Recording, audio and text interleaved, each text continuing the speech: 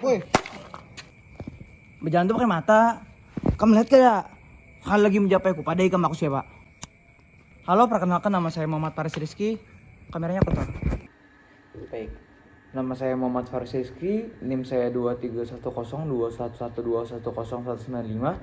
Saya kelas F semester 3. Yang pertama saya akan menjelaskan mengenai otonomi daerah dan bagaimana penerapannya di Indonesia. Otonomi berasal dari bahasa Yunani, merupakan penggabungan dua kata, yaitu autos yang berarti sendiri serta nomos yang berarti aturan. Otonomi didefinisikan sebagai hak, wewenang, dan kewajiban bagi daerah otonom untuk mengatur dan mengurus urusan pemerintahan di daerahnya sesuai dengan perundang-undangan.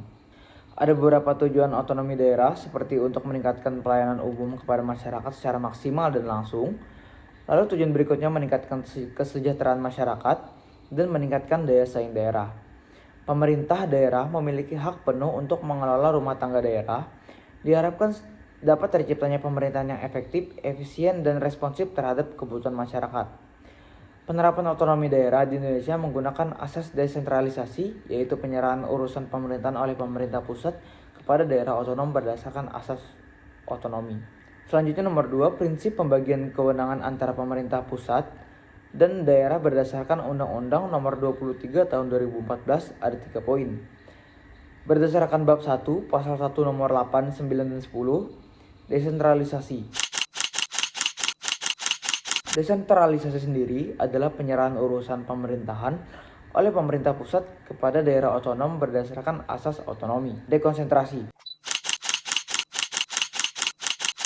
Dekonsentrasi sendiri adalah pelimpahan sebagian urusan pemerintahan yang menjadi kewenangan pemerintah pusat kepada gubernur sebagai wakil pemerintahan pusat, kepada instansi vertikal di wilayah tertentu, dan atau kepada gubernur dan bupati atau wali kota sebagai penanggung jawab urusan pemerintahan umum. Tugas pembantuan.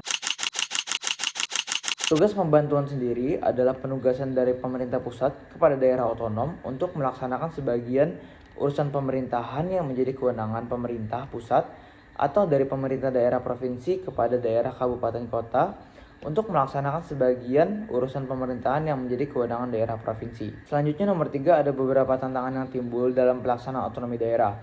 Yang pertama, ada sumber daya manusia, karena sumber daya di pemerintahan daerah penting agar mereka dapat mengelola otonomi daerah dengan baik. Selanjutnya, koordinasi antara pusat dan daerah sering menjadi tantangan. Keterlambatan atau ketidakjelasan dalam alokasi dana dan kebijakan nasional menghambat program di tingkat daerah. Dan terakhir ada korupsi. Korupsi juga menjadi suatu tantangan utama dalam melaksanakan otonomi daerah yang menghambat efisiensi dan efektivitas pemerintah daerah dalam melaksanakan program dan pelayanan publik. Baik, yang terakhir ada nomor 4, contoh kasus konflik antara pemerintah pusat dan pemerintah provinsi Papua dan Papua Barat. Konflik ini terjadi karena hak atas tanah dan pembagian hasil tambang Freeport yang tidak adil. Penyelesaian atas konflik ini dengan negosiasi kembali untuk menemukan jalan keluar yang adil dan memenuhi hak masyarakat Papua mengenai hasil tambang yang ada di tanah mereka.